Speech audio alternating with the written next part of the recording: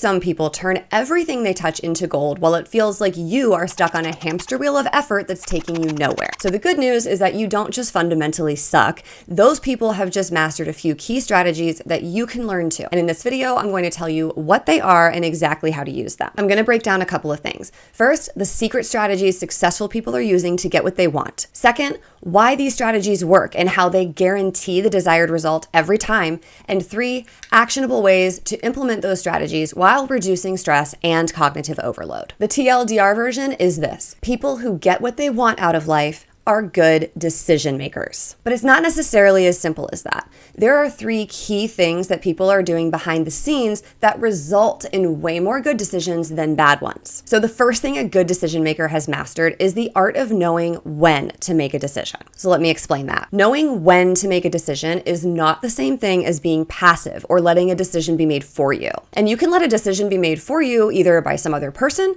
or by just waiting and seeing what happens as events play out. So people who make good decisions are almost always making an active choice in what they're doing. So they've shifted out of reactive mode where life is happening to them, where they're feeling like the victim, and they're in active mode where they're calling the shots. And most people think that they're doing this, but the truth is that a lot of times they aren't. And the reason for that, most of the time, is going to boil down to one of 2 things. So the first is a general lack of confidence or trust in yourself. Maybe you've made some really bad choices in the past and you just don't trust your judgment.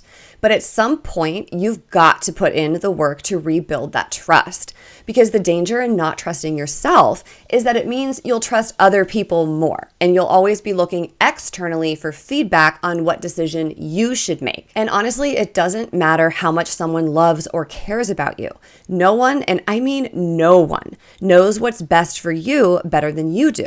So when you're passive about the direction of your own life and you let others make decisions about your life for you, you will eventually wonder why and how you end up where you do. So the second thing that stops people from calling the shots in their own life is a toxic amount of people pleasing. You'd be surprised how many inconsequential little decisions we make throughout the day that are being dictated by people around us. So for instance, deciding what shirt to wear based on whether someone might think it shows too much skin, or how much makeup to wear to avoid being judged, and how much to say at a business lunch because your opinion might draw more attention to you than you want. And you see, the issue is that when you're in the habit of letting those little decisions be guided by external factors, the more likely you'll be to defer to other people's choices on the big decisions too. So how do you call the shots with confidence without worrying about how it might impact other people? It isn't easy, but it is simple. It's just practice. And being willing to mess up. So that's another secret of people who routinely make good decisions that pay off. When they make a good decision based on the information they have at the time, and the result isn't what they wanted,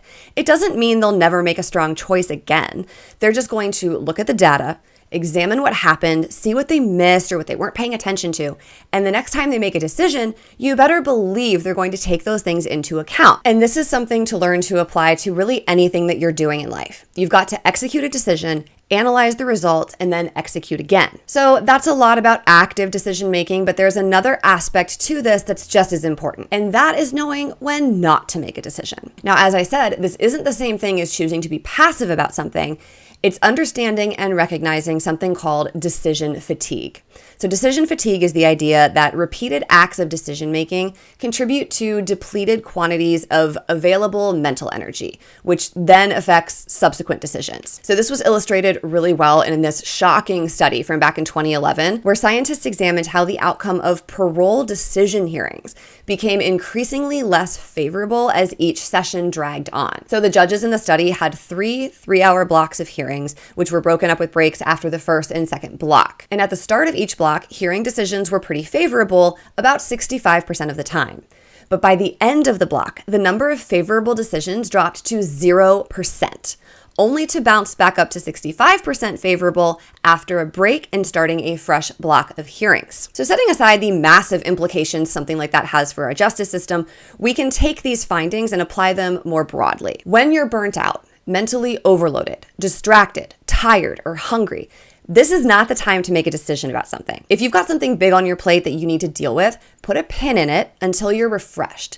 And that might mean more than taking a 15-minute snack break, right? When things are especially chaotic and that chaos reigns for weeks on end, and we've all been there, maybe wait until things level out again before you make any major decisions. Because if you don't, you're more likely to make a poor decision that's driven by emotion and desperation instead of what you really want. So you see, the ability to recognize decision fatigue when it's happening and make the active choice not to make a decision until you're at 100% is another important skill mastered by people who routinely make good decisions. So what's the magic behind why these strategies work? The biggest driver of success when it comes to decision-making strategies is to not make a choice about something based on whatever you're feeling in the moment. Emotions are amazing things, right? But they're fickle. They're inconsistent, and they can literally change at the drop of a hat. But here's what doesn't change, at least not as quickly as your emotions do: the facts around a situation, your goal with your decision, and the logic and analytical reasoning that you apply to make a decision. These things are far more consistent, which means you are more likely to get consistent results when you make decisions based on these things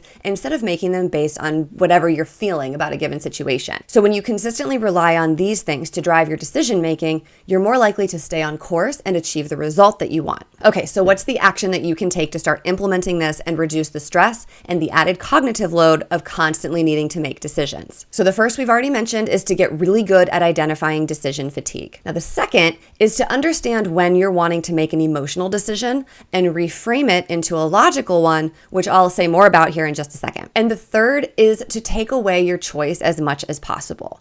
And this is really just a different way to think about automating as many of your decisions as possible. I'm talking about the daily micro decisions, like what time you're going to take your walk, what time you're going to film a video, when you're going to meet up with friends, and when you're going to get your chores done. Brian Johnson, he's the tech billionaire who's invested millions of dollars in researching how to reverse aging. He has said that it was the 5 p.m. version of himself that was sabotaging his health the rest of the time. So to fix that, he took away 5 o'clock Brian's ability to make choices. Everything that happened in his evening just became a routine that he wasn't allowed to question or deviate from. And while that's a really extreme example, it illustrates the point well. If there are things that you want to do, but you routinely find yourself not doing them or talking yourself out of doing them, you need to make them non-optional.